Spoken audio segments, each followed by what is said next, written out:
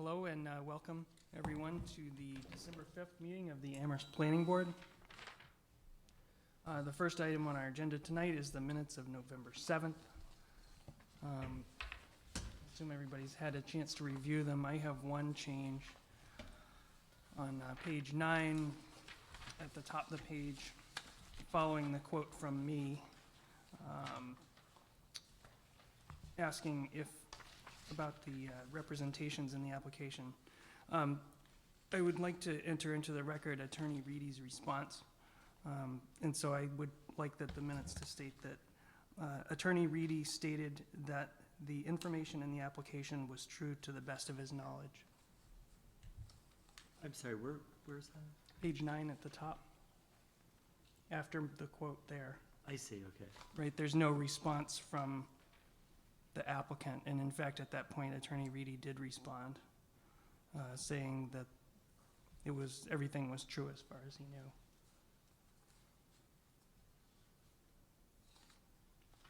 Are there any other changes to the minutes? If not, could we have a motion to approve them, please? So moved. Second. All in favor? Opposed? Abstentions? Ms. Anderson abstains. Thank you. All right, tonight we have an appearance from the esteemed Mr. Tom Davies, Assistant Director of Facilities at Amherst College. He's coming to present us with a review of the site plan of the Amherst College Science Center under section 3.211 of the zoning bylaw. Mr. Davies. Sure, thank you. Thanks for fitting this in early in your schedule. I really appreciate that a lot. You may have read that the college is going to be building a new science center.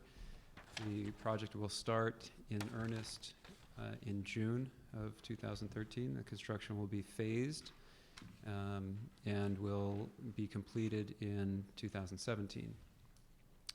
I am going to present a series of plans, elevations, and perspectives just to give you a feel for it, for probably more information than is necessary, but people seem to be very interested in it. Of course, it's a big project by a world-class architect, and so there's a lot of attention about that. So this is the overall core campus site plan, and just to orient you, the view is out in this direction over the athletic fields. Here's the central campus quad, Johnson Chapel up here, top of the hill. The Mead Museum you may be familiar with. And the new structure occupies the hillside approximately in the same location as the existing science center, which was built in the 60s. What you're seeing here is, in gray, is the fourth floor of the building. These other lines, you're kind of wondering what's all that going on there. It's a series of terraces that step down the hillside. So the building really takes advantage of the topography and kind of cascades down the hillside. And that'll become a little bit clearer as I step through this. So unfortunately, this ended up being the last slide, so forgive me as I zip back to the first slide. And we'll just step up through the floor plans.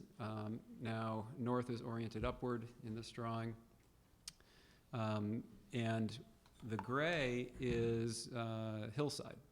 So at the west side of the building, the fourth floor is 3 stories into the hillside. There's a lot of glass wrapping around the exterior and a large skylight in the center to drive sunlight into the building. Loading deck over on this side to feed the building, and an entrance for people coming in from parking area, which is to the south and to the west, coming into the center here. It is really a manifestation of interdisciplinary science, in that there are not separate wings for different departments. Things are kind of merged together to a certain extent. And there is a central area that everything kind of feeds onto. So there are research labs along the backside here, desk space, write-up space, classrooms kind of floating in the center, offices wrapping around the outside, services back through this area, and mechanical. Coming up through the building, you can start to see the outlines of the lower level as the facade steps back, and there's all green roofs that start to reveal themselves here. Largely the same type of arrangement. There are these what the architects call petals coming off to the east side, and then the spine of the research that's built into the hillside. The more, not that it's all technical space, but the really heavy technical space research labs kind of buried into the hillside there. Coming up to the third floor, again stepping back a little bit. A primary entrance into the building is coming off of the north side here onto this floor, and classrooms and the same basic orientation here. It's a rather amorphous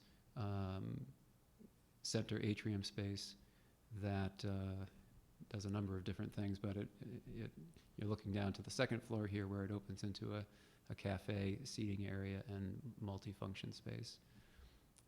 And then up to the fourth floor, which really is the part of the building that kind of looks more like a building, certainly from the quad side, and that'll be the primary entrance on this floor is off of the upper level of the quad.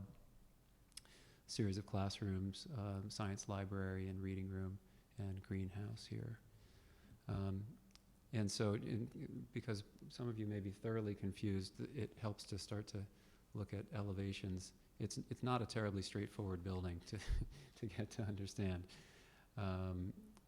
And so you can see here from the north, this is from the campus center, how the grade cascades down, kind of revealing the building. From the east, of course, it's much more exposed because you're on the low side of the hill. Similarly south, and then from the west, which is from the quad side.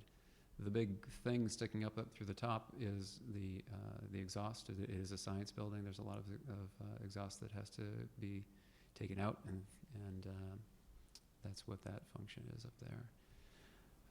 And so then we have some kind of semi-realistic representations of what the thing might look like from the East Campus, some interior renderings into that atrium space. Behind the wall of glass there is the laboratory wing with the research labs, the write-up space is behind that. Just really to give you a feel for a thing. There's the skylight up above there, and beyond that you can kind of see the chimney. This is from the campus center. The roadway that now wraps up in front of the campus center and goes behind the mead will be removed. Actually, it will be removed very shortly because utility work will start there in about 3 weeks. And let's see, so this is the entry into the third floor level. Just a little bit more to give you a feel for things. The architect is Benish. The primary exterior design is driven by Benish. It's actually a collaboration of Benish Architekten from Stuttgart, Germany, and Payette Associates from Boston, Mass. Payette has a tremendous amount of experience with academic buildings and science buildings. They actually are the architects for the Earth Sciences and Natural History Museum on our campus and for the Integrated Science Building at UMass. And Benish is known for solving tricky problems like the siting of this building, as well as really pushing the envelope on sustainability. Here's just another view from the quad side. There's a cascading garden that kind of drops down towards the lower athletic field to the right. It's a little closer view of that. And that's it. So, any questions? Or?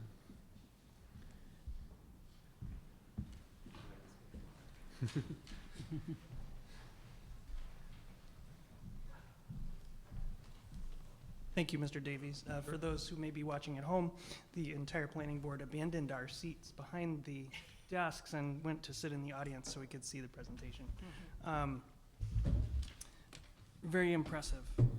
Please, anyone on the board that has questions, fire away. So the road behind the mead is going to be gone forever? It's going to be a Yes. pedestrian walkway? Okay. Yes, it will be gone forever.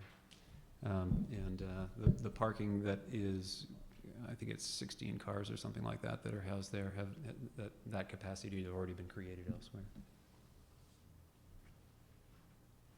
Timing, I'm sorry. ahead. So if the if this is replacing the existing science building on the same site, how? Yes. The new building is going to be built in 2 phases. And the first phase is roughly 3/4 of the eventual square footage, and it's built cheek to jowl with the existing science building, essentially wrapping around the north side and east side of the existing building. That will be built while the existing building is operational. Then, and when the new building, first 3/4 is occupied, the existing building will be raised, and the final quarter of square footage built. And the phasing and the departments and who's moving when is all worked out so that can happen. It's a tricky process. And there won't be a connection to the life sciences building anymore, or? There will not. It won't be life sciences building anymore. Oh.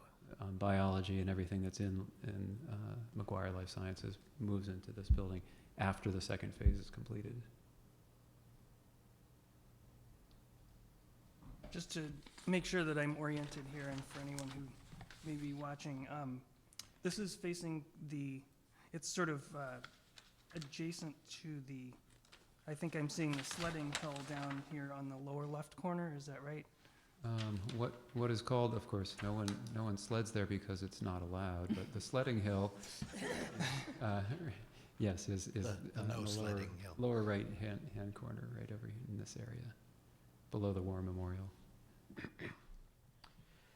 So the dorm that was torn down this summer is, Yes, that dormitory was located right here. got it. And the new building, if that dorm somehow miraculously could have stayed and survived construction, the new building actually would be touching the facade of that building, of that existing building, at a different elevation, but.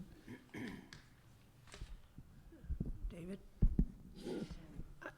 Just looking at the map that's up there, I noticed that the scale of this building is much larger than looks like any of the other buildings on campus. Mhm. But I just want to say I like the way it's integrated into the hillside and the greenery and the green roof and everything. And I think it's going to be a very handsome building, if you will, I think. And I think what the building that you on is it Lincoln Avenue that you are currently renovating, is that taking up extra space for the residents? That was being enlarged, the one on Route Mhm. 9 and Lincoln.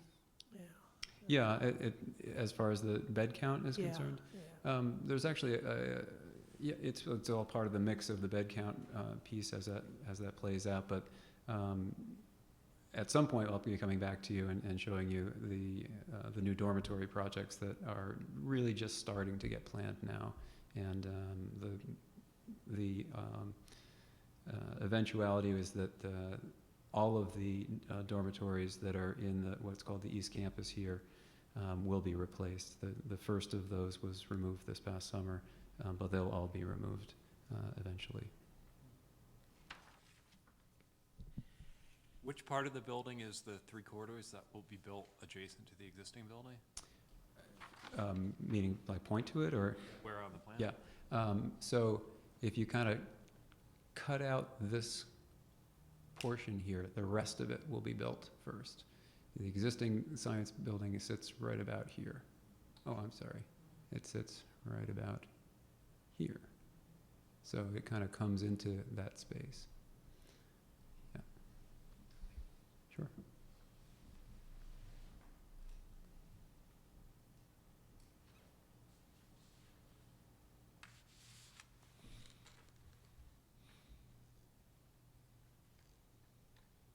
all speechless, Okay. for once.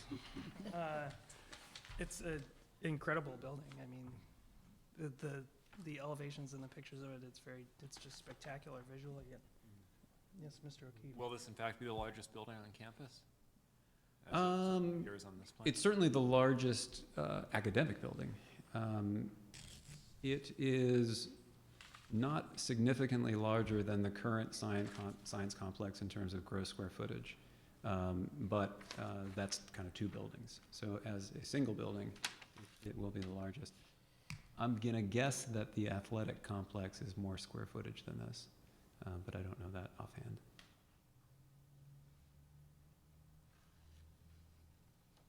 Is there an overall campus master plan that shows, that has building sites? In other words, was this site selected because of that, or? It was more of a district planning effort specifically associated with this program, as well as the replacement of dormitories. But there is no overall master plan. I was just curious that there's a very strong axis that goes through Johnson Chapel and the Mead Art Museum, and whether or not that access will be maintained, but, because it, I don't have that Yeah, an answer. yeah.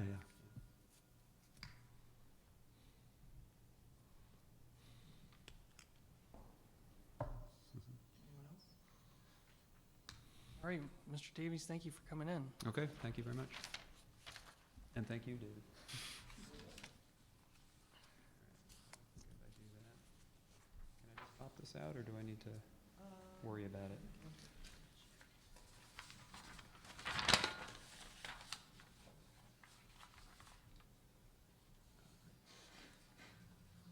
Lovely.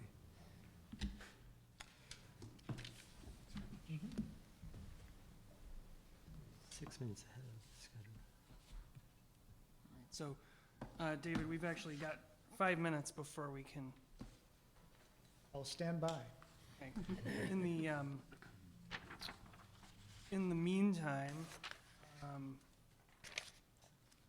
let's talk about our schedule, which is listed under item V, new business. Of course, I've left my calendar behind, but I believe that Ms. Brestrup had some proposed dates and changes. You have a meeting scheduled for December 19th, which already has several items on the agenda. I don't know if you want me to go into that, but then you have, the next meeting would be January 2nd, which is the first Wednesday of the month, January 16th, the third Wednesday of the month, and because January has 3 Wednesdays, there's a meeting scheduled for January 30th. So you could choose to drop the January 2nd meeting, because it's right the day after New Year's, in case people are going to be away during the holidays. There is a site plan review application that's come in for Bank of America for site improvements, but they are happy to be put on an agenda later in January. In fact, they would prefer that, so. And currently, there's nothing scheduled for January 2nd. Is anybody itching to come in on the 2nd? No, I think it's a great idea. Mr. Croner is going to be here, so if, I just wanted to just give a very brief zoning summary, and that's that we did a lot of work this past cycle, but there's still a lot of work to go. There's a lot of work that we need to do, and so the zoning subcommittee probably will want to meet, as often as possible. So we don't want to. I think we don't want to intentionally miss meetings, because that'll end up costing us time to finish our work before a Springtown meeting. So if there's no business on the first Wednesday in January, that's fine. But I don't want to put off business just to take a vacation, because we have work to do. well, Mr. Croner, there isn't any business on that night. Okay, yeah, I just want to, something might come up. Ms. Anderson, did you have something? Well, I was just gonna say, if there is no business, the zoning subcommittee can still meet. Yeah. If they so choose. Right, it's easier to meet when there's going to be another meeting. Yeah. But yeah, we don't need a meeting, yes, that's true. Mr. Tucker? One of the reasons to ask that question is the presumption that we're going to continue as we have been once zoning work starts, that the subcommittee will have a working session and the planning board will have an agenda item at the front end of the agenda to go over that and to take public comment on the work that's underway. So I think it may be in that context that Mr. Crowner is promoting the avoidance of missing meetings if possible. And that's well taken. And we do understand that there's a lot of work to be done. And also in terms of, just quickly about that in terms of steering and what the agenda that the zoning subcommittee is pursuing, we definitely talked about it as a whole board, and I feel like that was a generally positive way to go about it. So, I don't want to abandon you either. But the second, I think, I think we're going to not have planning board that night, and we'll go ahead with the 16th and the 30th if necessary. All right. Thank you. Okay, Mr. Elvin. We have David Elvin here. He's a senior planner with the Pioneer Valley Planning Commission, and he's here to talk to us tonight at our request regarding transit-oriented development. So please, go ahead. Thank you very much, Mr. Chair, and I'm pleased to see some of you whom I've met in the past and others who I've seen but not met, so thank you very much. I am currently in the land use section at PVPC, but have been involved in transportation there for the last 4 years, and relevant to what I'm going to talk about tonight, involved in what we call our Sustainable Knowledge Corridor project that we're doing in partnership with our sister planning agency in Hartford. So a lot of the transit-oriented development information I'm going to present tonight comes from that study. We're doing a very broad look at TOD throughout this Sustainable Knowledge Corridor, all the way down to Meriden, Connecticut from up here. But we've also done a regional TOD suitability analysis. And I have some rather detailed information on that. So Jonathan has been participating in that. I want to acknowledge his help and support with that. Some of that there's going to be some charts and numbers, and you may have questions. So I'm wondering, logistically, do you need to be on microphone for those questions? Well, do you have a presentation that you will go all the way through, or should we ask questions as you go along? I would welcome you to ask questions as we go along. Okay, so what we'll do is we'll move to where we can see. We have one screen that's non-functional, so we actually need to move to the audience area. Okay. But we do have a cordless mic that we can take with us, so Okay, great. we'll ask questions as needed. be okay if I'll I- keep an eye for hands up, and I'll just manage the meeting from And here. okay if I can spin around and face you? Sure. Okay.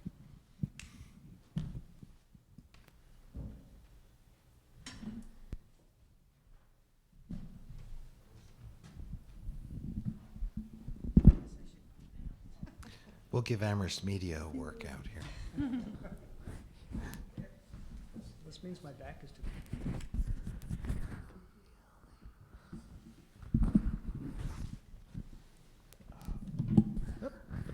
There we go.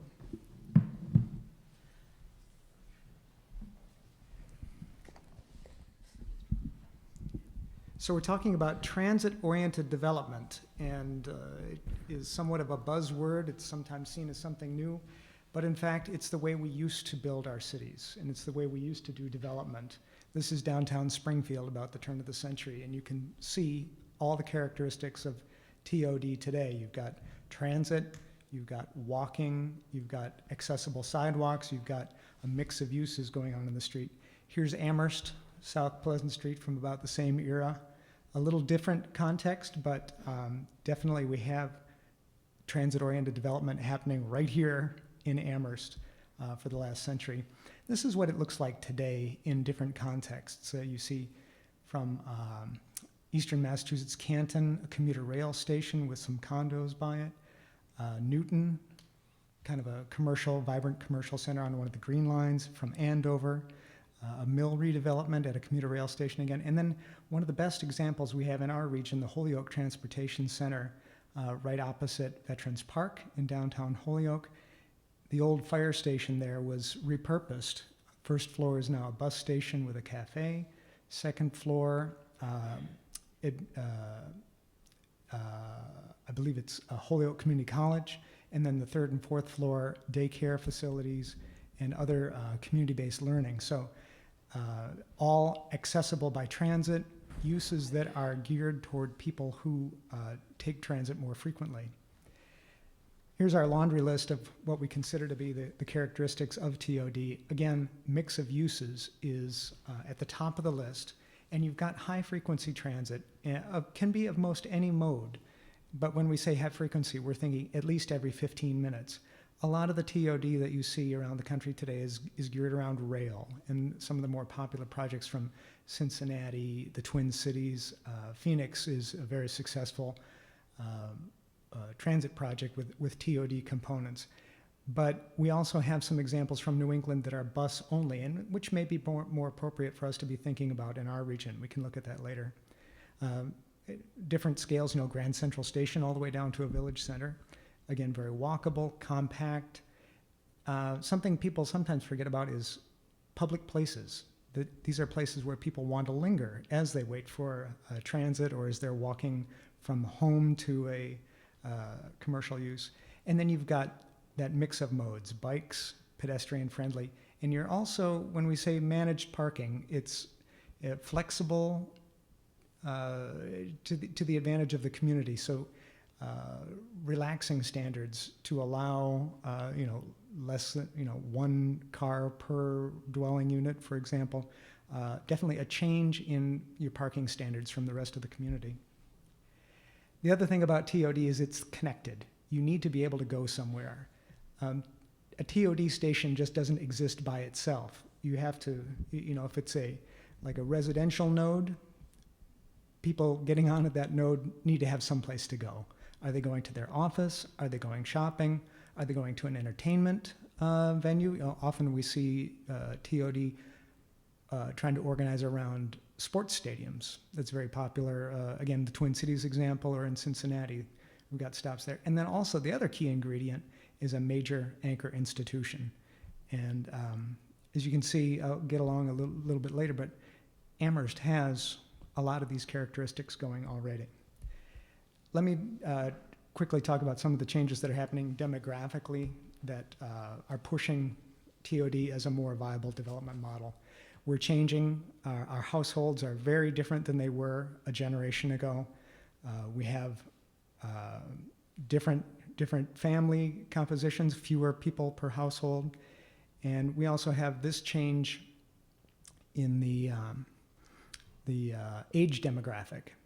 And the blue bars here are the age demographic for the combined Hartford-Springfield region. So you can see in terms of those two waves, the Gen Y and the baby boomers, we exceed the national averages in the number of young folks with texting devices and the number of folks with gray hair in our marketplace. And that's important because these are markets that may be, on the older side, looking to downsize. The younger people may be looking to live, both may be interested in living in urban condo, less yard to take care of.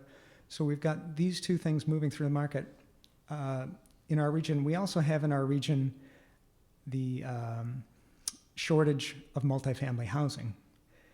You can see the top chart, the number of families we have plotted with the number of single-family homes that have been developed since 1990.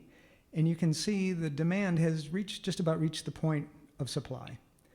But in our multifamily market, the number of single people and the number of multifamily units, there's still quite a gap there. So this is some analysis from the consultant that we're working with on our TOD market analysis, pointing to the fact that, again, because TOD does well with multifamily units, showing again that TOD is ripe in our region. The other thing about TOD is it tends to have larger percentages of education and health jobs, knowledge sector jobs, also government jobs. That's not reflected so much here in the national trend, but these are the types of jobs that like to cluster around transit stations. These are the kinds of jobs we have in our region. And one other key thing that's happening in our region and the statewide, the governor has this crazy idea that more of us should walk and take the bike to work and to ride by transit. And they've set this very aggressive goal of tripling the number of non-automobile trips within the next 20, I guess that'd be 20 years or so. So we can expect to see support for transit-oriented development coming from the Massachusetts Department of Transportation. So let's zero in a little bit on what's unique about Amherst and why TOD is so attractive here. You can see from our regional population density, we have one of the, I would say, tightest concentrations of residential population. That bodes well. The closer you are to a center of activity, the less reliant you are on automobiles. If you look at our age, the town's age bracket, I think I drew a red line on there to hopefully suggest the ones that exceed the two columns that really exceed the average there, I believe, are our college population, college university population. But if you ignore those two bars and just follow the curve, you can see we also have here in Amherst the same kind of dual wave moving through the population that we saw earlier. So we can expect we have a younger market and an older silver-haired market interested in smaller downsizing for their next home. We also have UMass as the quintessential anchor institution. These statistics, I think, are from a couple years old, a couple years ago, but we have a significant opportunity here to change. I think the most important statistic is the one at the bottom, about the number of single occupancy vehicle trips coming to campus every day. It's almost 3 out of 4 trips. If we can find opportunities for people to live closer to campus, they'll either be able to walk, bike, or take transit. All of those characteristics of transit-oriented development. We also have very strong rental market here, multi-unit, multifamily. So again, a characteristic that supports transit-oriented development. And this chart is from our PVPC congestion management report. And as part of that analysis, the main analysis to figure out how many cars are traveling through certain segments of highway, but we thought, let's see how many people are traveling not by car along these same corridors. And so what we did was calculate number of people riding on our congestion management corridors, which is 60 predefined route segments in the valley where we go out and with our clickers check the travel speeds of the vehicles. And we decided we'll try and calculate that out for buses traveling that same route. So you can see here, when we do that, the number, we factor in the bus ridership, Amherst comes up 4 of the top 10 most heavily traveled transit corridors in the region. So we did this for 60 corridors. And you can see just the number 1 corridor is Route 116 West Street South. It's double the transit trips of even the next corridor, which is also an Amherst corridor. It's the east-west corridor going to Northampton. I'm sorry, it's the north-south corridor. So tremendous number of transit trips coming to UMass and downtown. We've got a critical mass of transit, the other ingredient for transit-oriented development. The regional site suitability analysis I mentioned earlier, this was part of the regional planning project. We came up with a list of 30 candidate transit-oriented development sites throughout the region.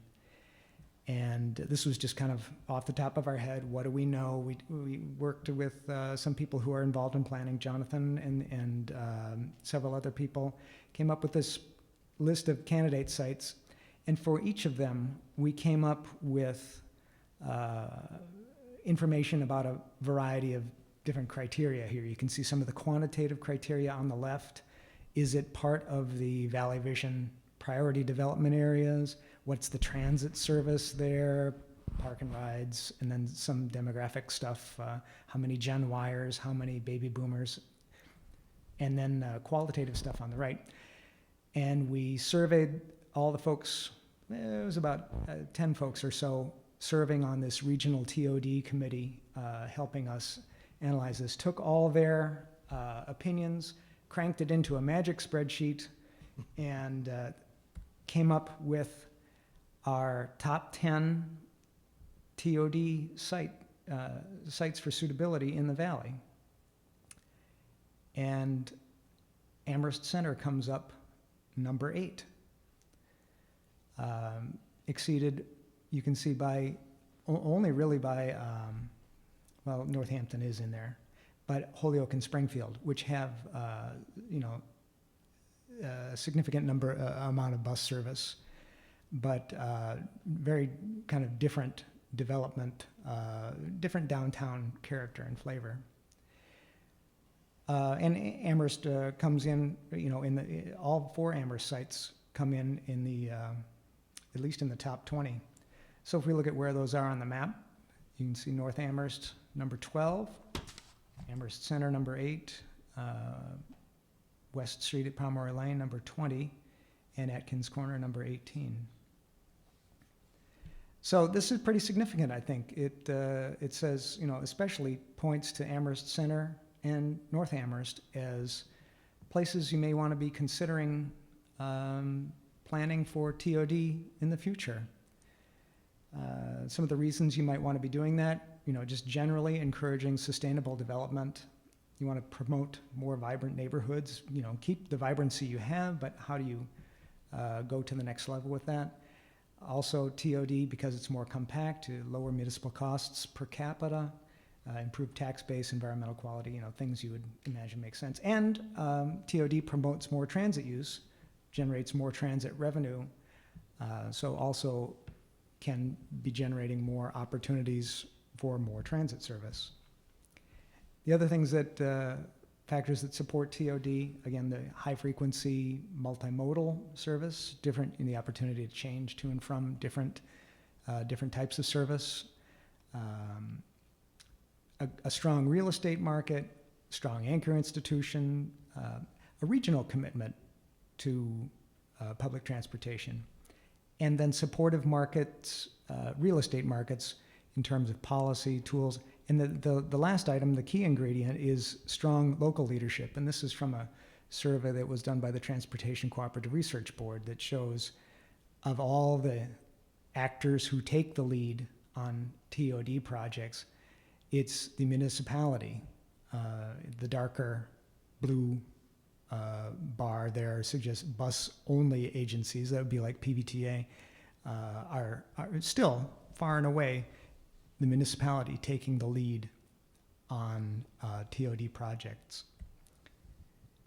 And then the real estate market conditions that support TOD, these are things we're learning from our TOD market analysis. Areas that are already somewhat vibrant, but also have vacant and or redevelopable properties, and properties that can be easily assembled. Some of the development densities that you might be thinking about. Because if you go back to the notion that there are different types of TOD, we have regional centers where you have very relatively high densities, urban centers with lower densities. These are the types 15 to 20 units per acre. That would be typical what you'd be seeing in downtown Springfield.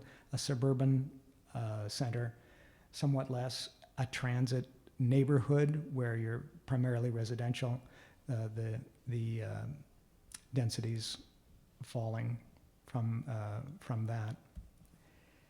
I wanted to just show you a couple examples of TOD bus projects that we have in New England today. This is the Silver Line in Boston.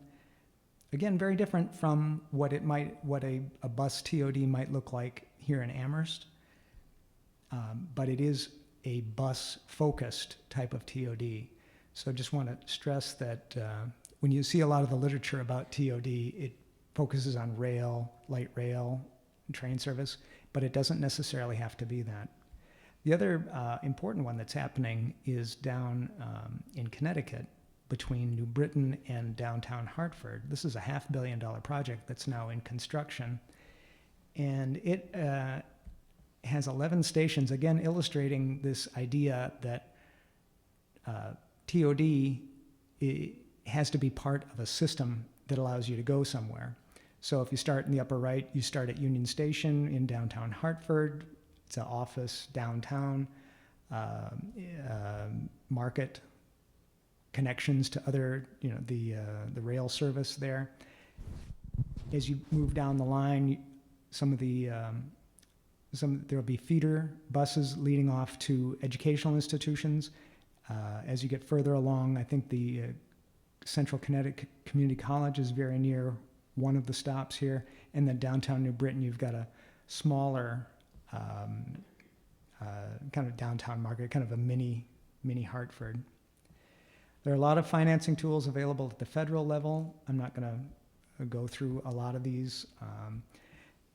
I'll make a handout later, and you can see a lot of those. There's a number of state financing tools, though, that I would like to just make mention. The MassWorks grant.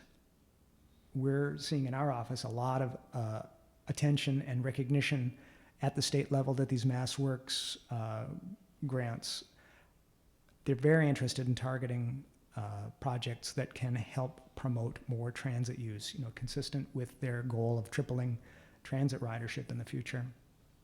There's also a TOD bond program, a program to help reduce parking on streets, so streets can be narrower, redesigned to be more pedestrian friendly. Then wanted to, because I'm with the planning board this evening, would be remiss if I didn't discuss zoning a little bit. And one of the top recommendations that we have seen in our research is the creation of a transit overlay district where you have design standards and density bonuses, things to encourage the kind of TOD development you want. Another way you might approach it is to conduct a neighborhood plan around a station area. And of course, you want to be thinking about how you change parking standards through all this, because the goal is to make it more difficult for people to use their cars. And then design guidelines that promote people being able to easily leave their car at home.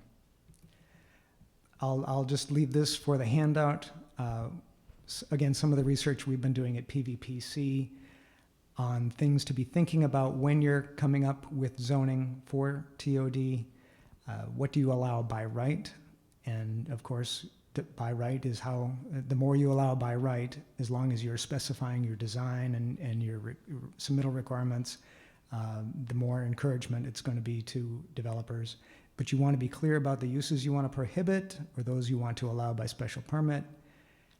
And again, parking plays an important role in how you envision and how you implement your transit-oriented development districts.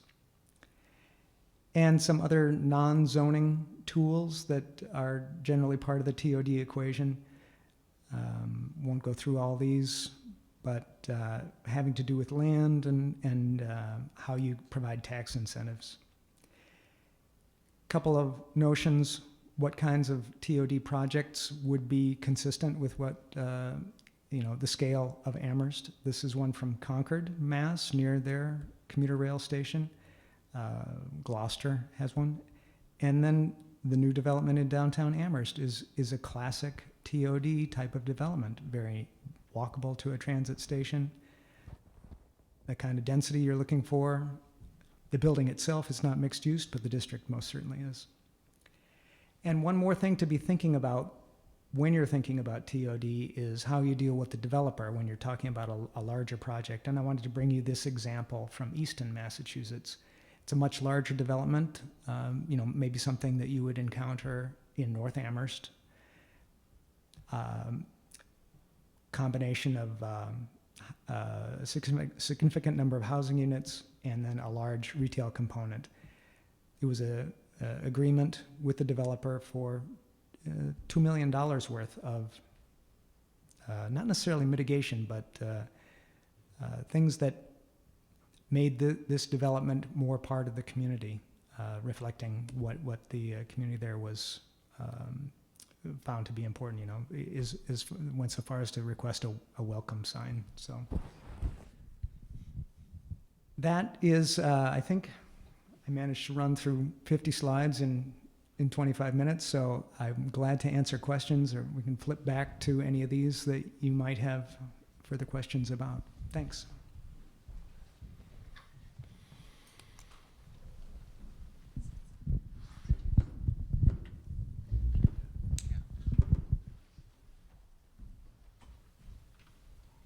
Thank you very much, Mr. Alvin. That was a very instructive presentation.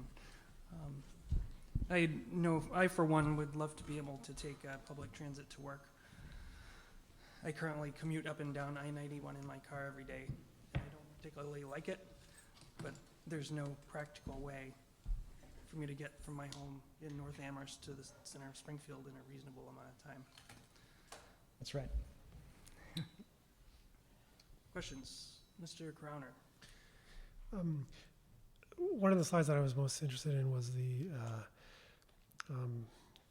density per acre, number of dwelling units per acre, that you had different levels. Mm-hmm. But is there also a recommendation or a target for number of acres that is necessary? So if we had a 10 people per acre, do we need 1 acre? Do we need 5 acres to make it work? That's a tough one.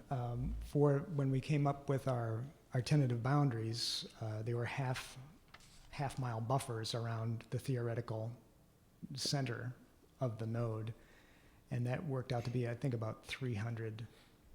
Works out. Somebody's going to check my math, but it's about 300 acres. But in some areas, North Amherst in particular, you would naturally want to extend the boundary somewhat because of existing development, because of natural resources that are there. You may have a park. So it varies quite a bit. I think it also varies with the level of transit service you have. So a lower level of transit may mean you need a larger catchment area. If you're having housing densities, in the 5 to 10 units per acre range. In a downtown area where you've got 20 acres per range, you can have a smaller area.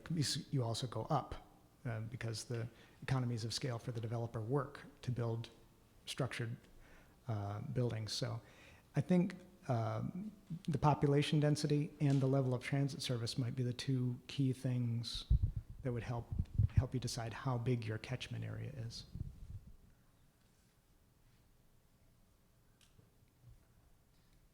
Yes. This is great information. I'm wondering what the mechanism might be for integrating all this information into what we're working on. Like, are you in touch with, is the zoning subcommittee in touch with the work that you're doing, so that, for example, if we come back to North Amherst and zoning plans, is there some language that you have that can be incorporated into what we'd be doing, or some plans? Maybe you're already in touch with Mr. Tucker. It looks like he has an idea. It was in part to encourage precisely that sharing of information. and to bring this information to you as a way of saying how the work you had already been doing made a great deal of sense, that we asked David to come and present today to make this part of that case that you had already happened on. I think as the subcommittee and the planning board decides how to go forward on the village centers and when, we would certainly be incorporating this information. I was already making notes to myself, when can we get David to present to? I'm happy to help with that. We have put together some research on TOD in other municipalities, Holyoke in particular, and which is where I stole the densities. But it's intended more as generic and background material. I'm sure in your work you have thought of most, if not all of these considerations, but perhaps in another context. And so bringing these to bear on the issue of how do you foster more transit-oriented development. We call it transit-oriented development, but in my mind, I often think of it more as car reduction development. And I think parking does not get a big enough piece. I may have stressed that 3 or 4 times when I spoke earlier, but we really have to deal with that parking issue. Yes. So I'm kind of curious about the discussion around, it feels like there's a chicken or the egg kind of issue here of, you hear someone like David say, well, boy, wouldn't it be great if there could be a bus to Springfield? Well, what system is in place? What would be the incentive for us to create a transit-oriented development in a center if there isn't a rail or a good bus system or something that's, what's driving what's going to drive the transit companies to create the next level of system that will then support this kind of development? Yeah, it's a difficult question. It is chicken or the egg. In the past, the transit companies were private, and they built the developments themselves. The streetcar suburbs and the amusement parks at the end of the line. They were creating transit-oriented development, but it was all privately owned. Now we have publicly owned transit systems serving private developments, and in some cases public institutions. That's why a lot of what we're finding in our TOD market analysis for the region, one of the most effective strategies we think is going to be recommending that public offices, government offices, schools, anchor institutions that can decide where they go because they are publicly controlled, they can make the decision to site near transit. And in fact, I think some states are requiring now that all new office buildings be within a half mile of transit.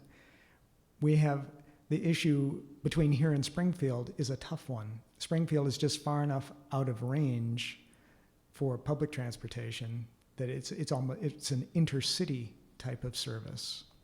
And it just happens that because we've invested so much money in a highway that makes it, and all the subsidies that go along with a highway, it makes it cost effective for someone to drive there to and from. The transit-oriented development does operate at several scales. And the scale I'm talking about here in Amherst is more the interurban scale. The kind of, where the students are getting up in the morning and coming in and going to school. Yeah. Mr. Schreiber? Of course, the greatest transit-oriented development around is UMass itself, which, Haggis Mall with all kinds of interurban local bus service. But a couple of questions is, it always seems risky to build transit-oriented or to pursue transit-oriented development on a bus system because bus systems can easily change on a whim. So even in the short time I lived in Amherst, some areas that used to be served by bus are no longer served by bus, and vice versa. So, and of course, rail is probably less risky, although rail can also be, discontinued but I think that's one challenge. That's it. I would agree. The constituency for public transportation is not as influential as well. Right. People who take transit tend to be lower income and not as well represented, not necessarily at the development table as often. So it's a very complicated issue, yes. So I have a question about just the economics of it, and it's after looking at your statistics about the most transit routes and so forth, I mean, here in Amherst, we have an unusual situation, which is that the buses are free, Yeah. as opposed to. They do, the students do pay for their rides through their activity fees. I don't want to be cute about it, but the fares are paid through a rather Byzantine system of fee collections and contributions. Sure, but But it's the, free for faculty in- also. it's free for anyone in the community, right? Technically not, but it's just simply not enforced. I see. Yeah, Um, they do charge if you are not a student. Only on some lines, but B43. But it's not paying per trip though, like they do. That's correct. That's correct. And I'm just wondering if the, you know, that has some type of, you know, correlation on the number of trips that we see in Amherst versus, you know, I if you think made so. if you made the buses free to ride in Springfield, how many people would ride them? I think you're absolutely right. If we made them free in Springfield, if there were another method of payment rather than. Yes, exactly. There's no free ride. And it's interesting to note that when we're talking about highways, usually the media and government will talk about the costs of building infrastructure and maintaining the highways. But when it comes to talking about rail or buses, it's considered a subsidy. So it was refreshing to hear you refer to highway subsidies for what they are. So appreciate that. Question? I don't know if you know, the town actually has a transportation plan in the works. For some reason, it's been lying dormant for a number of months. But this is the sort of information that we really ought to get into it. I don't know if you've had any contact, if there's been any contact with PVPC about the town transportation plan. Do you know, are you familiar with what's happening? Ms. Brestrup? The Transportation Task Force put together an RFP with the head of the DPW and sent it out and only received one response. And so they determined that they would put the RFP out again and change it slightly and put it out again. I believe that it has not been put out, and that kind of is sitting in the bailiwick of the DPW right now. So that needs to get moving. So that's the current status. So there's been no formal contact between a consultant and PVPC because the consultant hasn't been hired yet. Well, maybe this can initiate that, or at least make you aware of it, and we can get you involved somehow. You know, definitely, especially as part of this giant cross-border planning project, we're now moving into what we're calling the implementation phase. We've had a year of writing plans, and it's now time to actually go out and do something. And part of what we need to be doing is implementing transit-oriented development. And so I believe we may have some resources. I will certainly be in touch with Gary Rue in transportation, and we'll see what we can do to advance this. You know, put together some of the, certainly the PowerPoint I did tonight, I'll make available. And we have some other resources on TOD that could help with your planning process. But if you come down, you've got a specific site that you want to move and do some analysis on, I think we could even provide some assistance there. Ms. Brestrup? I have a question, which is that Mr. Elvin said that one of the factors that supports TOD and makes it successful is when the municipality takes the lead, and I wondered if he could explain what that means.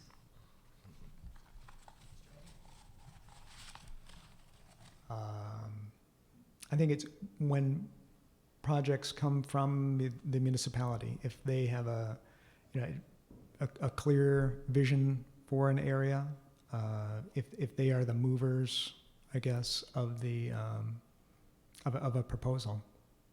So in the situation we're talking about, here. You're kind of beginning that process with us. I think it's not too, I'm sorry, I'm kind of fumbling because it's fairly simple. I think that the town has a champion and is clear about the direction and vision they have for an area where they think TOD will work. So just I'm sorry. following up on that, does that mean that the town puts together an RFP and seeks developers to do something in a certain location, or? Well, it may or not could you be give as- examples of how other towns have taken the lead? I don't have good examples. Certainly putting together the RFP, an RFP for development in one area would be one way to go. But I think it would be as simple or vague as just riding herd on all the other agencies, working with your transit agency, working with developers, having a point person in town government or in the community that is really your TOD champion. I think. Sorry, I'm not giving you a real good answer. Mr. Tucker? No, I think that's as good an answer as we can get, because we don't have anything currently in the works. A previous town manager, just to give an example, for a time was pursuing the possibility of creating a multimodal facility on an Amherst College property, immediately south of the First Congregational Church along Spring Street. The advantage of which would be its immediate access to Route 9 and the fact that it was equidistant between the railroad depot and the downtown. Part of the reason for the breadth of the circle around Amherst Town Center was to include and capture the depot. The town continues to work on the Central Rail Corridor project, and if we can work rapidly toward direct rail passenger access between Amherst and anywhere, but particularly Boston and for that matter Springfield, if there are regular enough lines going back or trains going east-west between Boston and Springfield. We're working in that direction. I have to say the MBTA just finished, I think, purchasing most of the rail line between Boston and Worcester and is looking at the rest. They just finished purchasing a good bit of the rail line west of the river. So we now have a public entity in charge of a great deal of the principal rail connections that Amherst would use and many other communities would use. That's still some years in the future, but we were talking about chickens and eggs before. We had a version of this conversation with the zoning subcommittee when there was a suggestion from the audience that the subcommittee ought to look at amending the mixed use category, to encourage it more. And it was the same fundamental question. How do you, that elicited an immediate response from someone else in the audience saying, well, how do you guarantee that the uses that you get that are the commercial uses on the ground floor are what we'll want? And the answer was, you don't right away know that that's what's going to happen, but over time, if you build a critical mass of new residential customers, then the uses that you want become more possible. The same thing is true, I think, in terms of which comes first, the bus or the rental units above the store near Amherst Depot or wherever it is. The town can do what it can do. We can't we can pay for a certain amount of, and we already do, a certain amount of bus connections and bus service, but we can't dictate that. What we can do is make sure that the ridership begins to grow. We already have, as the evidence that David presented very compellingly, we already have one of the best sources of ridership in the valley, best from the standpoint of attracting transit service. The more we have, if that makes sense. Mr. Schreiber? So in some ways, the bus ridership is a kind of a double-edged sword, because it also indicates that people aren't near where they want to be. So in other words, I think that's actually one of the challenges, is that there's for example, so much student housing for UMass that's built around the perimeter because of all kinds of reasons of not getting, being able to be within walking distance of UMass. So those buses are actually often overloaded with students or faculty, trying to get from these outlier complexes, to UMass. So it makes our ridership, it makes our transit, I'm glad they're not in cars, but more ideally would be, density on campus itself, or somehow figure out how people can actually walk to work, or, yeah. Mm-hmm. Yeah, and there's a shortage of transit service on campus as well, especially with the new Commonwealth College coming online. They are working to have more on campus, but when your students are on campus, they will want to visit other places as Right. well. So it's a tough one to figure out, especially the academic transit market, and we have this added overlay of the free. I'm sorry, not the free. You got me doing it. Sorry. Well, it is free. Yeah. And just back, I just want to underscore one thing about the issue of having a local, how does a municipality take the lead? I would argue Amherst is a leader in this already through Jonathan's participation in this TOD regional suitability analysis that we're doing. The town is involved, in developing the scope of this work, and as we're moving along towards something. So the town is taking, I would say, an active role in what we're doing at the regional level. Yes, Ms. Anderson. Just to think a little bit more outside the box, we're talking about the multimodal aspect, but no one's mentioned airplanes now, okay? And taking a stretch here, but I'm going to tie it together. Most of us have heard the university's master plan for their planned growth by 2020. And being a former member of the Amherst, of the UMass community, I know that one of the things that they're doing for increasing student enrollment is they're ramping up for out-of-state students. Out-of-state students often come in a car with mom and dad, but they often want to fly home as well. Same in Amherst College, much more so because their student base is so much more diversified than Amherst. I mean, UMass still has, I don't know, I'll just pick a number, 70% are pretty much in state, but they're increasing. So the connection to Bradley in Connecticut, I know myself, you either drive down there and park your car, or you go to one of the local, shuttles that you can use in the valley. But connecting to Bradley, to me, would be something that ought to be in any of our mixes as well, in just addition to rail and bus. Whether it be rail, whether it be bus, but an easier way for students to get to the airport. And not so, not just Springfield or to Hartford, or to go to Hartford and have to transfer to Bradley, but right to Bradley. Just something to think about, since I go to Bradley a lot, apparently. I might be one of the few people that have taken the train because there's a Windsor Lock stop, so you can actually take Amtrak to Amherst. But you Mhm. have to be there at exactly the right time.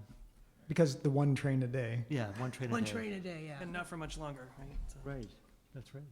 But the proposal that Connecticut Department of Transportation has is for commuter rail service through from New Haven to Springfield, increasing from 6 round trips a day now to close to 25 round trips a day. And each of those trips will be, there will be a shuttle to meet you at the Windsor Lock Station and take you to and from the terminals. So that's part of the new CONDOT plan that's supposed to be up and running within, I think, 2.5 or 3 years now. Again, that's a significant $300 and $400 million project. But it doesn't, the trains will stop in Springfield, and then you'll be back to the one train a day or the Peter Pan or whatever you need to do. So can't get you quite there. Well, that was going to be my next question, is how do you get from Union Station in Springfield to Amherst? Because that's going to be a major hub within a few years. They just broke ground on tearing down the old parking structure and their, or the baggage building, I guess it is. And that's going to be, I guess, now that one, I'm just using it for comparison. it's, it's got Amtrak and Peter Pan and Greyhound, as well as the local, PVTA, yeah. TA buses, all going in and out of there, as well as a lot of pedestrian traffic. And there's going to be, parking for cars there. Is there any proposed link yet, from Union Station to any of the surrounding communities that you know of? No, the plan is simply to shift over the existing hub from 1776 Liberty Street to Frederick B. Murray Street. As far as I'm aware, there's no plan to do reroutings or things along those lines. One interesting thing will be, will the cut rate carriers like the Megabus, will those be allowed to serve this new terminal, or will they be relegated to the street? They were serving the Holyoke Transportation Center for a time. So you've got Stevens one train a day. You've got Peter Pan bus. I think there may be 10 or 12 round trips a day.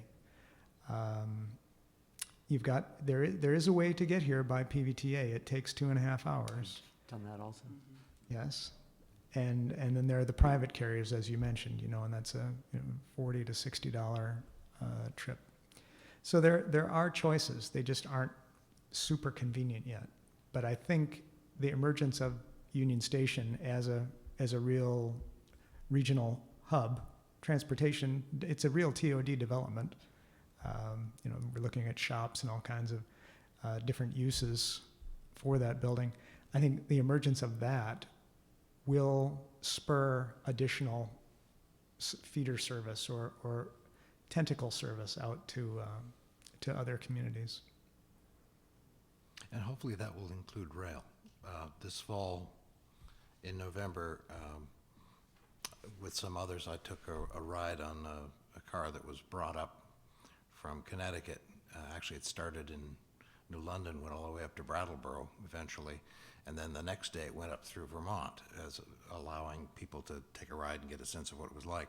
I started in Palmer, got on the train in Palmer after being driven down, started having a conversation with a sales rep for one of the companies that was involved, and before we were done with our conversation, about 18 minutes later, we were at the Amherst Depot. I was shocked at how quickly it went by. It just was like that.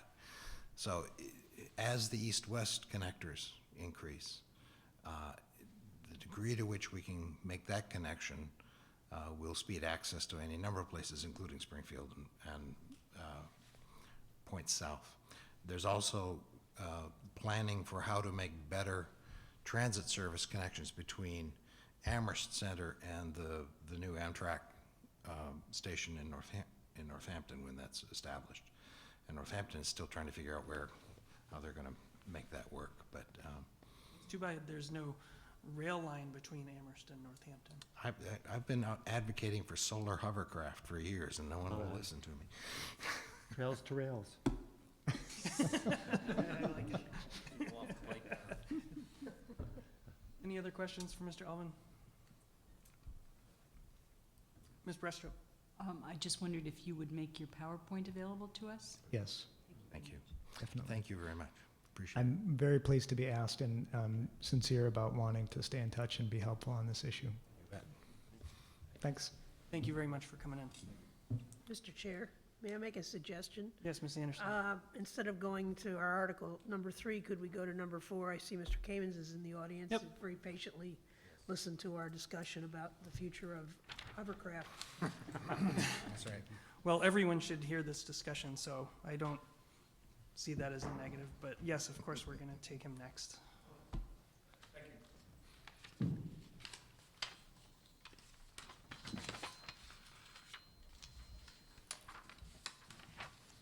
you very much for coming. If you could just introduce yourself for the record. Sure, Patrick. My God. Patrick Kamens Real Estate, property manager for 321 Main Street.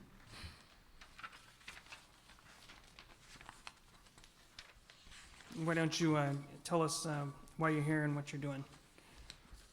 Sure. A couple years ago, we tried to rezone 321 Main Street to make it commercial, and part of the plan was to pave the place, the parking lots, which I imagine you have that plan in front of you.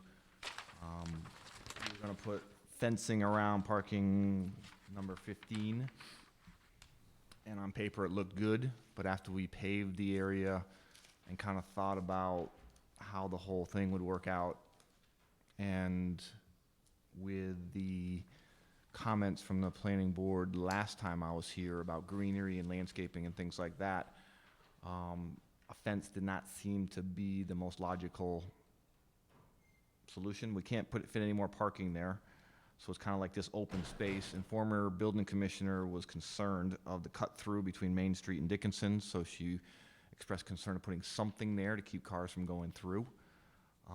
So we thought it would be much nicer to have planters with greenery there, as large enough so people can't take them and bring them to their homes.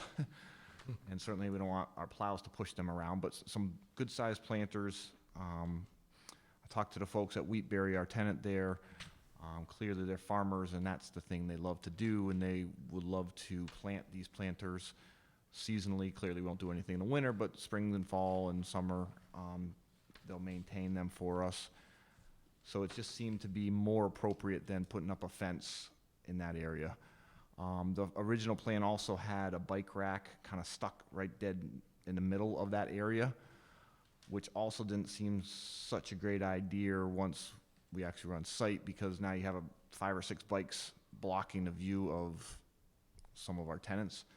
So we'd like to move the bike rack around the corner so it's accessible for our tenants to get there, or not really our tenants so much as the people going to service the tenants' places, but out of the way so they're not right in the middle.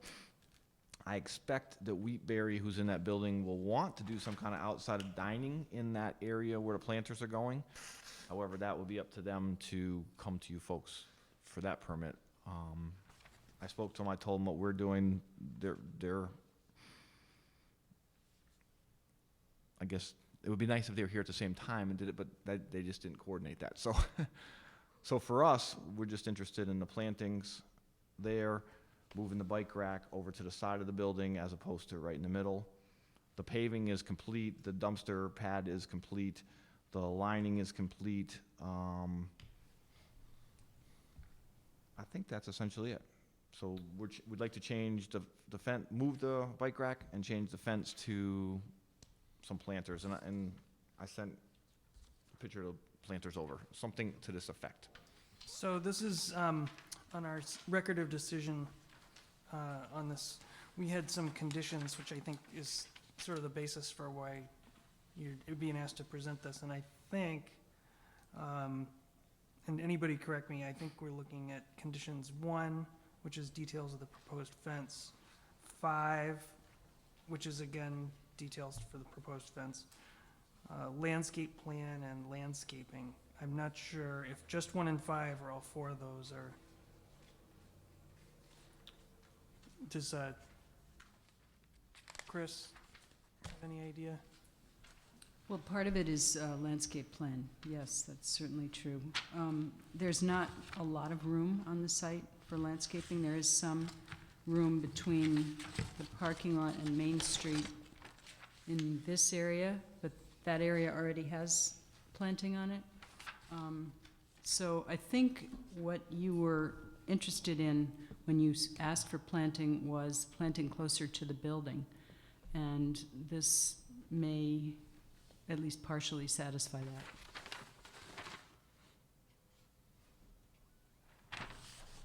Does anyone on the board have any questions?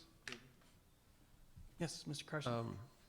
If Wheatberries would, you say they might use some of that area for seating, would they have to build a platform? Because that slopes down, doesn't it, towards Main Street? It's pretty flat.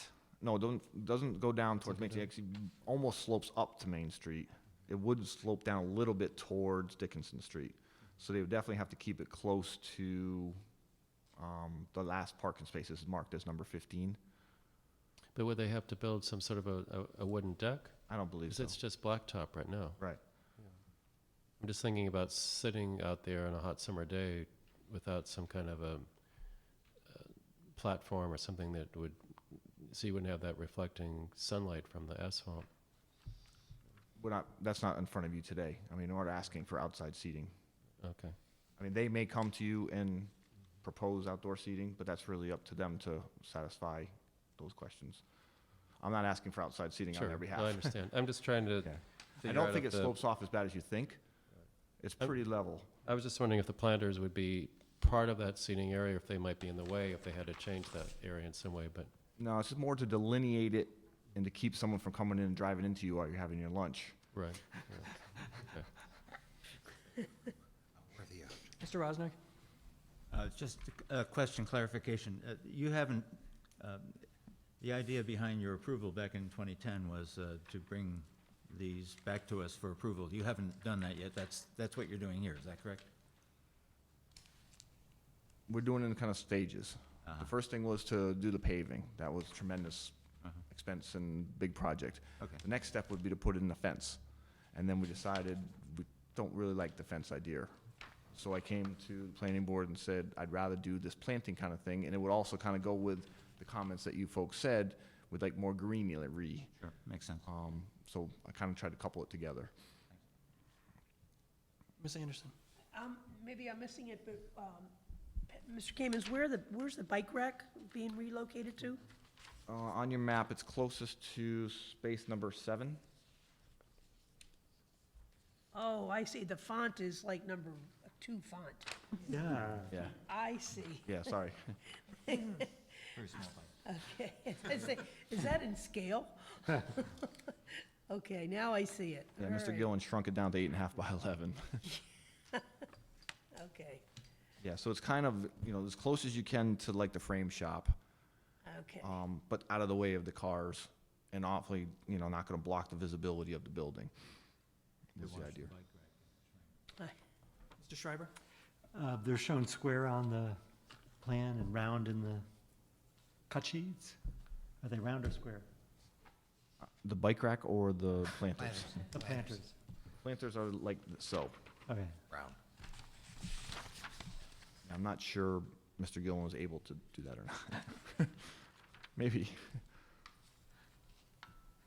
Yes, Mr. Crowner? Is the no parking, it says no parking white lines with those hash marks going around the curve there. Is that gonna be painted, all those lines, or a number of lines anyways, to indicate that entire area is no parking? I hope not. Okay, so. It's not, the rest of the striping was done. I'm not sure if that was supposed to be striped or if that was just to show you folks or whoever at the thing, the loadings area. I don't want to stripe it because I think it would be tremendously detrimental to the site. Well, okay, so the reason I ask is because putting the bike rack sort of out there, it's without a clear way of knowing where the parking ends or where the driving area ends and the bike parking begins. It just seems it might be vulnerable. I'm not really sure. I can't picture how that's going to work. I wasn't there for the first, for the original site plan, so I don't know what the original. Head map for you. So originally, if I remember correctly, the bike rack was proposed to be more or less around sites parking spaces 14 and 15, right up against the building. Well, no, even in the middle, between 15 and like Dickinson Street. That's where it originally was. Okay.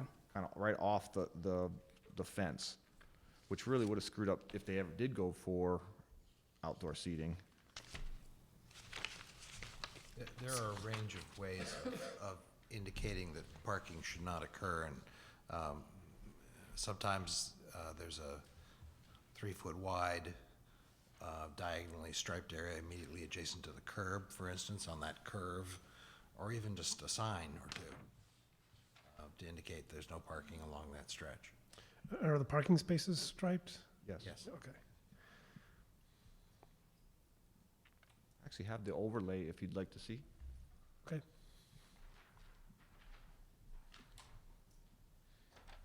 Envision a building like that. And there's actually wheel stops to keep it off the building. Okay. So there's room kind of in Right, okay, so, yeah, so this, right, that's what I'm afraid of, and so that's, exactly, So now it's marked, so we know where the wheel stops. yeah, the wheel stops, I guess, helps, yeah. The cars go this way now. So we're envisioning going, because they pushed it out like so they have wheel stops. So we're kind of envisioning between a wheel stop and the door.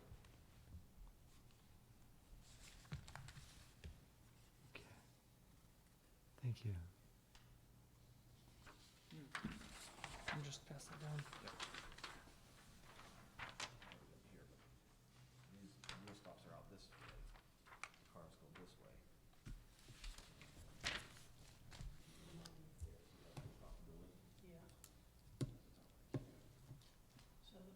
So the parking is now gonna be like this?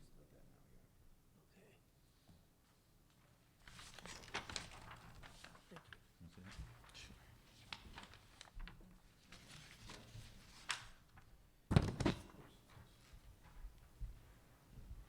Ms. Brestrup.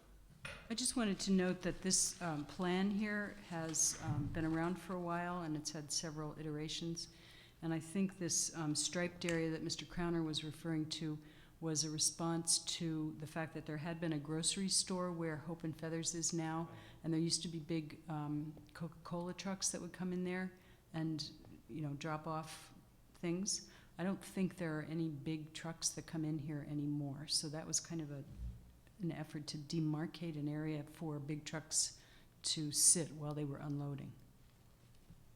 Thank you.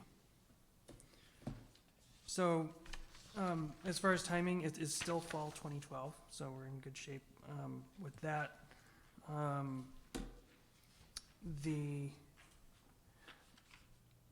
mean, to me, procedurally, we're just here to sign off on the completion of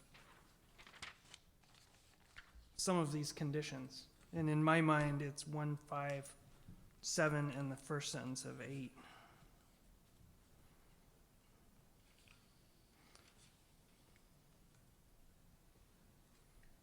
I guess not 8, because it hasn't actually been installed yet. Mr. O'Keefe? So I'd like to move that the board accept the revisions proposed as satisfying conditions 1, 5, and 7 from site plan review 2010-00012. I'll second. All right, any further discussion? Okay, yes, Ms. Ford? Do I vote on this even though, yeah, okay, just never, I just wanted to verify, thank you. All right, okay, all in favor? All right. That's unanimous. Nice try. That's good. One should always vote for oneself. Thanks for coming in. Okay, We thank you. really appreciate it. Thank you. Thanks, and thanks for skipping me ahead. You're welcome to stick around for the discussion of fall special town meeting. Thank you. I'll take it under consideration. Isn't that a requirement? Isn't that a condition? All right, so moving back to item number 3, we'll have a brief discussion and about the fall special town meeting, which by all accounts was a great success.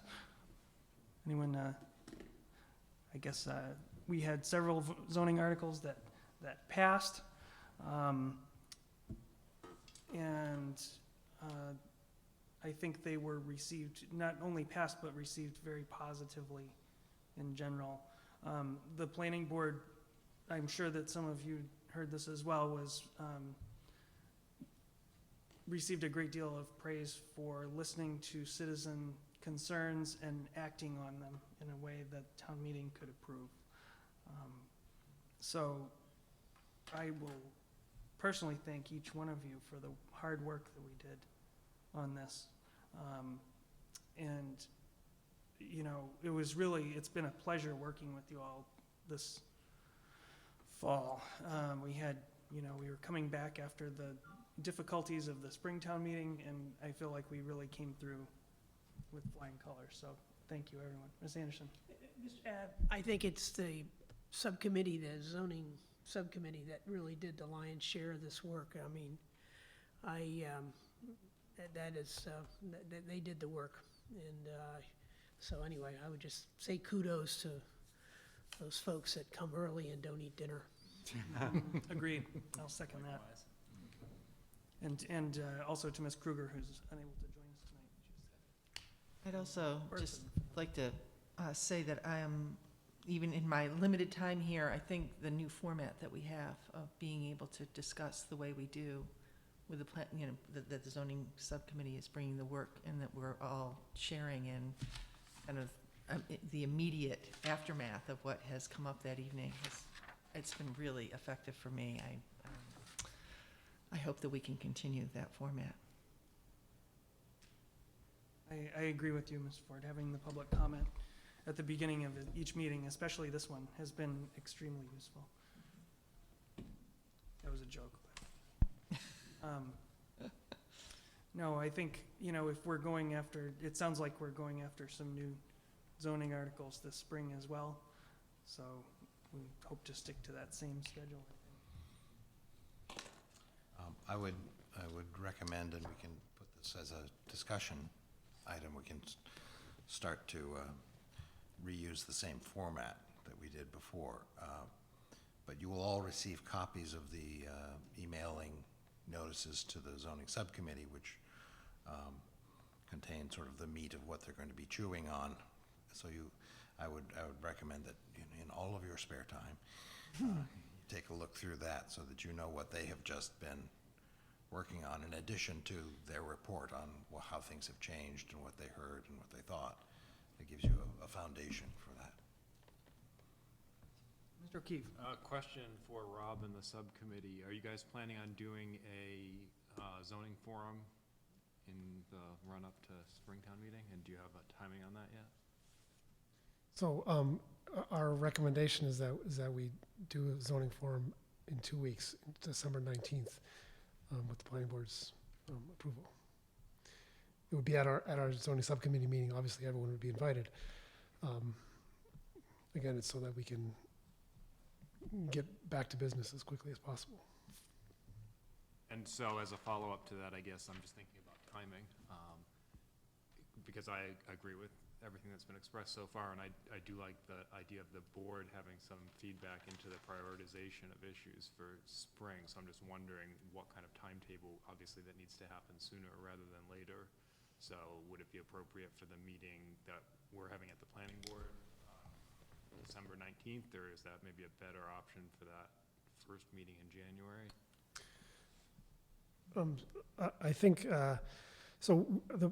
The zoning subcommittee is interested in, or I've pushed them to be interested in having a fuller discussion of transfer development rights, not just a casual thing. So we probably will not, and as you know, at a zoning forum, there's not really time to reflect at the forum and then make a recommendation. So we will have time at our second meeting in January to reflect on what we heard at the forum and what we've talked about since then, and make a recommendation to you, and at that point decide what we're going to go. So maybe our meeting of January 16th would be a good point to have an agenda item specifically to big picture, mapping out where we're going to be on the spring. Good, thank you. Thanks, Mr. Crowner. Yes, Mr. Rosner. I'd like to support one of the comments that Mr. Tucker had in his email summarizing the town meeting actions, talking about, well, now that we've dealt with all of these issues so successfully and we have some credibility with so many residents of the town, and now that we're working on a plan for rental registration, that the issue that, as Mr. Tucker described it, of dealing with the need for more housing, really, I'd like to see that come up to the top of the surface. Certainly the zoning forum is an opportunity for people to express their concerns and their ideas about what the needs of the town are. My experience is that often zoning forum turns into a retrospective on what has just happened. But I'm hoping that zoning forum will recognize this as a need, and that this is one of the reasons why we have these continual problems dealing with rental housing in the town. To that extent, I do think that we can provide some leadership even in a setting like the zoning forum, perhaps for focusing the issue for discussion, and maybe even just asking people what their ideas are about how to address this sort of issue. I thought Niels LaCour made a very cogent and timely presentation after the PowerPoint presentation that was made at town meeting, and served a great purpose in pointing out to people that one of the reasons all of these issues keep arising is because we haven't really dealt with the need for additional housing, rental housing, affordable housing for our young people. The population of the world is not decreasing. There are going to be continually more people in this world, and we need more housing in this town that people can afford if they're not going to be buying houses. So I think it's time, whether it's bringing back North Amherst in a sort of revised format, or some sort of a restructured format, or North Amherst and Gateway, or North Amherst and Gateway and some other sort of an idea, whatever it is. I think it's a timely action that we can take, so long as it coincides with the rental registration issue that will be coming before town meeting in the spring. Thank you, Mr. Rosner. I agree with both the priorities that have been brought up so far, by the way, TDR and need for affordable housing for students. Yes, Mr. Carson. It's been a long week. I I'm know. sorry. We did talk at tonight's subcommittee meeting about possibly looking for sites for private student housing as one possible track to follow in conjunction with village centers, because it does seem as if there needs to be both efforts going on at the same time, or the possibility of the university still finding a site for private student housing if that issue with the state restrictions can be overcome in some way.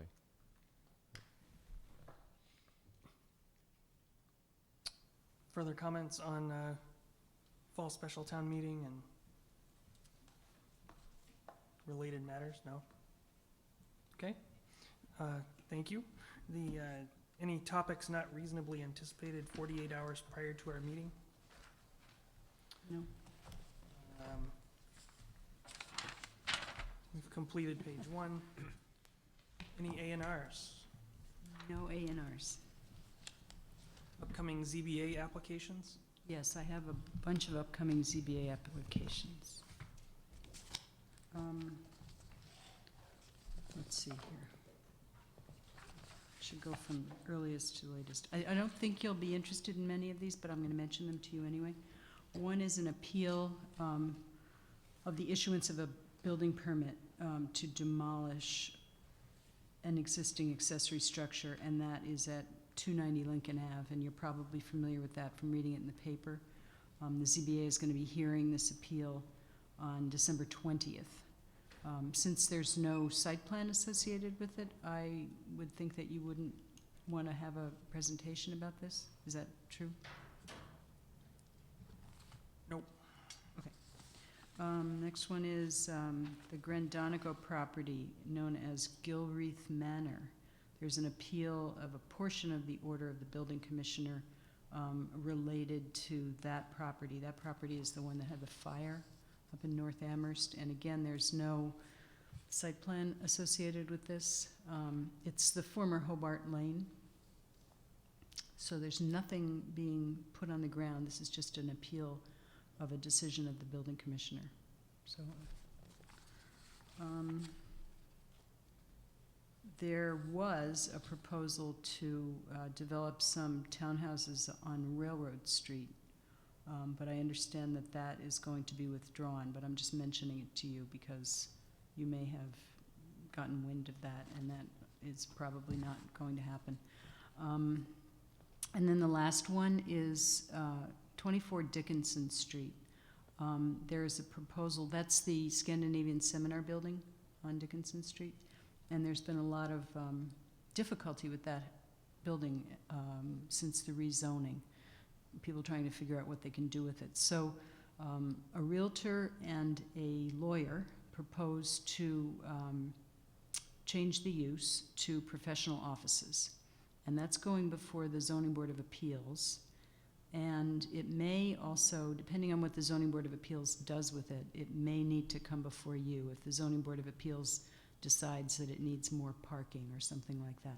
And perhaps I should mention this to you. We have a new building commissioner who is handling things differently from the previous building commissioner.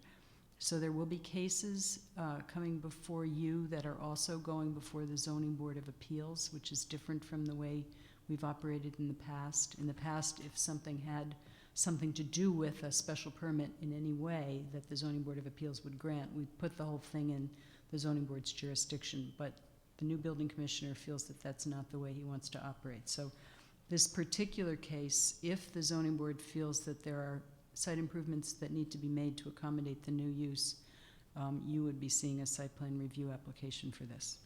Okay? Thank you, Ms. Brestrom. Okay, yes, Mr. Schreiber? There was a case, a ZBA case for Northampton Road that I think we had asked to hear. And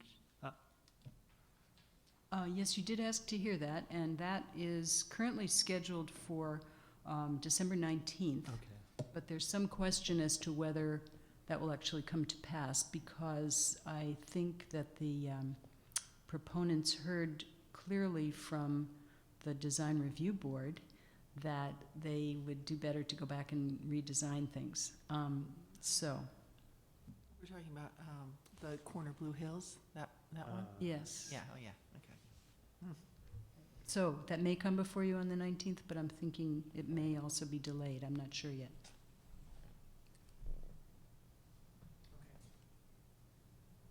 Anything more on this? Okay. Wow, we are gonna get to do our committee reports. I do suggest that we keep them short. PVPC. Well, since 2010, PVPC meets next week. The focus is Community Preservation Act. So I'll be attending as your commissioner, but who's our CPA? Are you our, you might want to, you may. Got an email on that. Yeah. Thank you, Mr. Schreiber. Speaking of CPAC, CPAC meets tomorrow night to handle the new proposals, the deadline of which is this week. If anybody wants to know, the CPA request for the special town meeting, which was Article 8, it all passed. So you can read about it. But then there is an email, I think today or yesterday, from Mr. Zomek that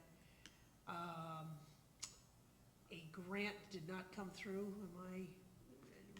I didn't print that, or I didn't read through it, but, so he is gonna be withdrawing something that he was given, I believe, because he doesn't have the matching funds. Chris, can you help out with that? My understanding is that there was a grant requested for the North Common area, which is the area north of Spring Street, and the grant did not come through from the state. I think it's the Parks program. I believe that Mr. Zomek is going to be requesting CPAC money from the town to be put in place in the spring, so that we will have the matching funds if we go for the grant again next year. As it was and this happens to be right on the summary here, the grant was supposed to be about $370,000, and the CPA amount was going to be about $159,000.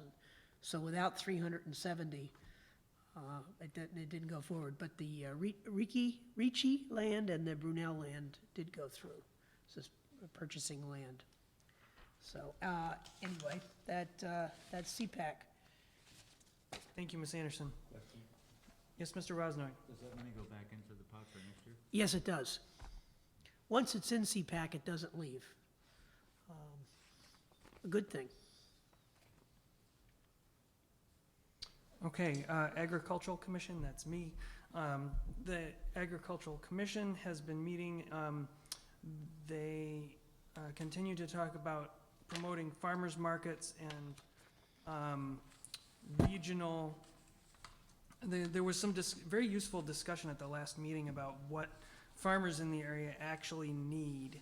And the primary needs were access to processing facilities so that they can package goods so that they can be sold beyond the season when they're ripe. For instance, peaches. There's a farmer who is a peach farm.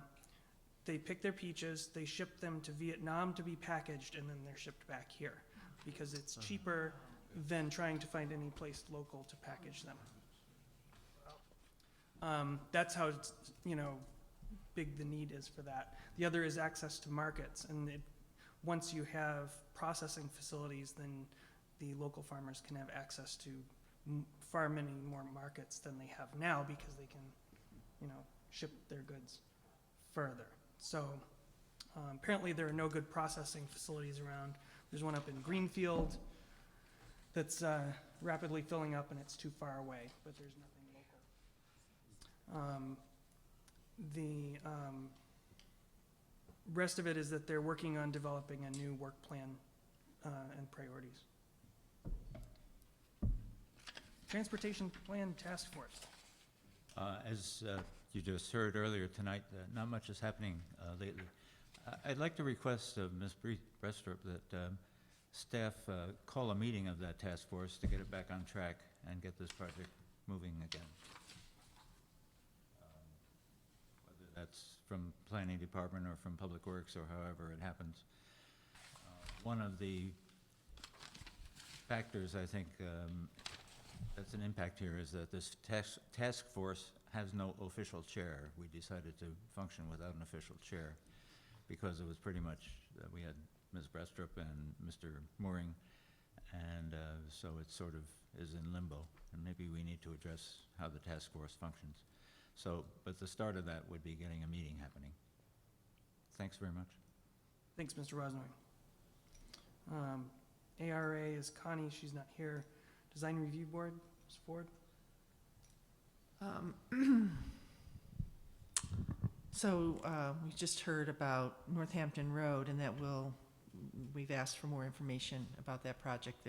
I just simply a lot of questions about massing, about it fitting into the neighborhood, and so we're expecting to see something back from them, and it will be coming here as well. I missed the last Design Review Board meeting, so I don't have anything to report about that. Thank you, Ms. Ford. Safe and Healthy Neighborhoods Working Group. We save the best for last. Oh, yes. There are 15 or 16 or 17 of us. Nothing like working with a small committee. But the fact that we have a day off in January from the planning board is good because this group wants to meet virtually weekly because it has a large amount of work to do and a pretty strong charge from the town manager, and all you have to do is listen to our audience and listen to town meeting. So this is a big exposure to be able to present something coherent and adaptable at the Springtown meeting. So it's a pretty good group. Jonathan Tucker is on it, and Mr. Kamens is actually on it. And we have landlords, we have everybody but students. They haven't got, and they're looking for a faculty member as well. So we're reviewing other. In a nutshell, we're looking at rental policies. We don't have to reinvent the wheel. As we all do in our professions, you look to see if somebody has done it somewhere, and if you cut and paste. And so we're looking at communities that are similar to Amherst with large college populations. Penn State is one of them at State College, Pennsylvania. Another one is Yukon. Areas that are not urban but much like ours, and we're looking at their rental policies, and we're going to be writing it as a committee. And we have an outline. Staff has prepared an outline with the guidelines, and we, even though we have no audience tonight, we have an audience at this group. There's people who come and they're just sitting and they're listening, which is amazing.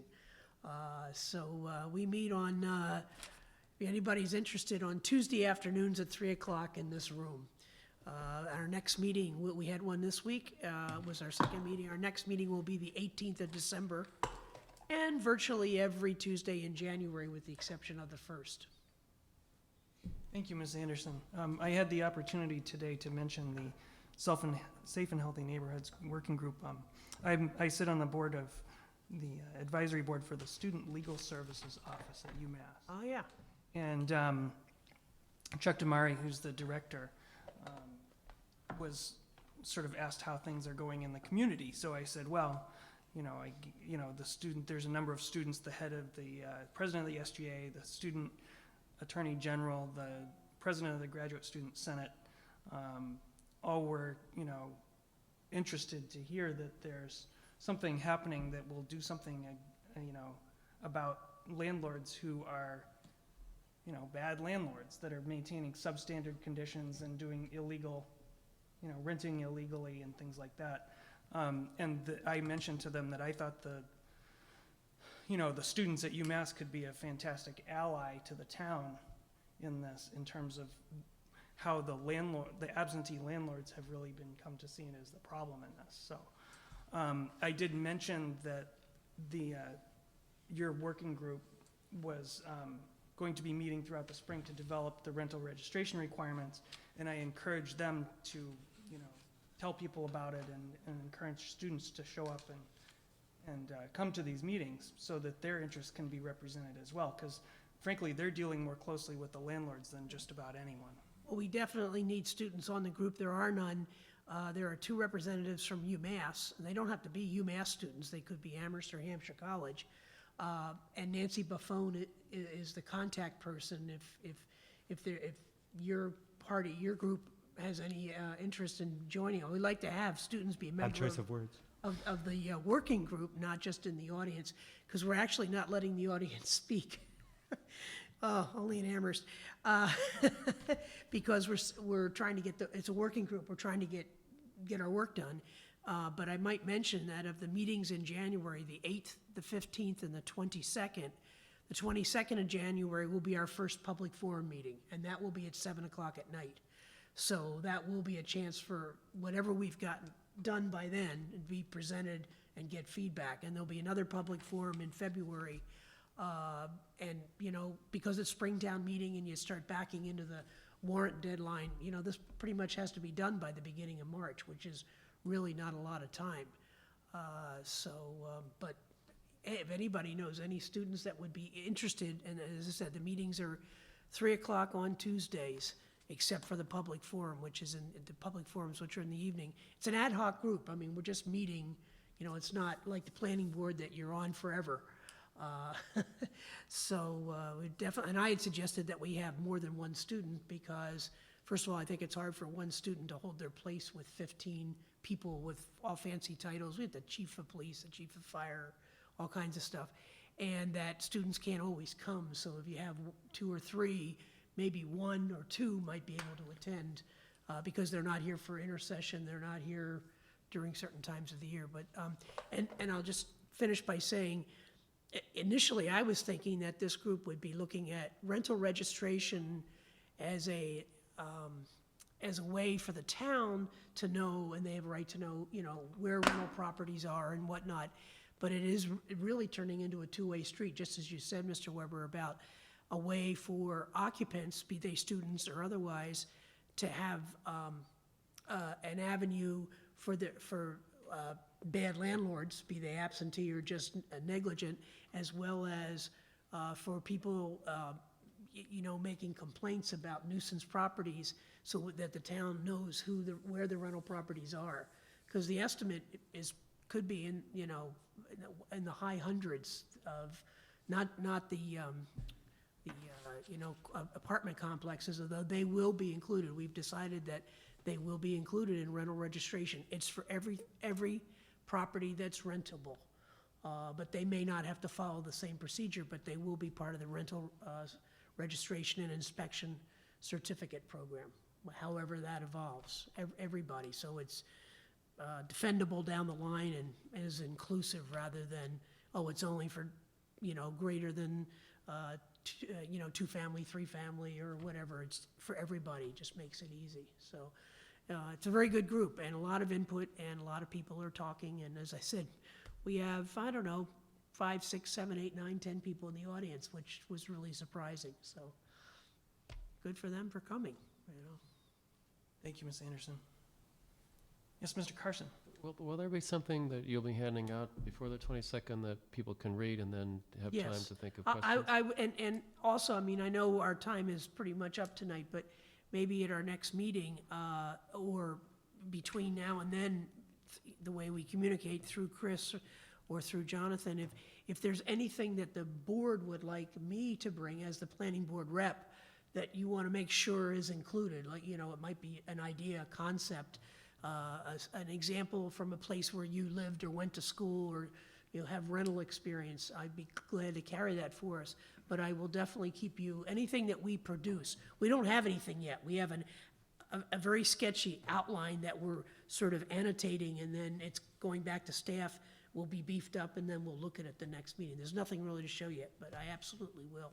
So it's critical to what we just did with zoning and everything. Mr. O'Keefe? Just to point out that there is already a Safe and Healthy Neighborhoods webpage up on the town website. thank you, yes. And I'm quite sure that working documents will end up there as they progress, so that's a good thing for all of us and people in the community to keep an eye on as this proceeds.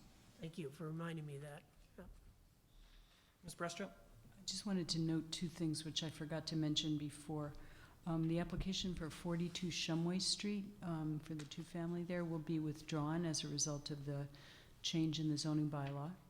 And the other thing is you will be reviewing a request for site plan review for a nonprofit cafe, takeout cafe, at 768 North Pleasant Street at your next meeting.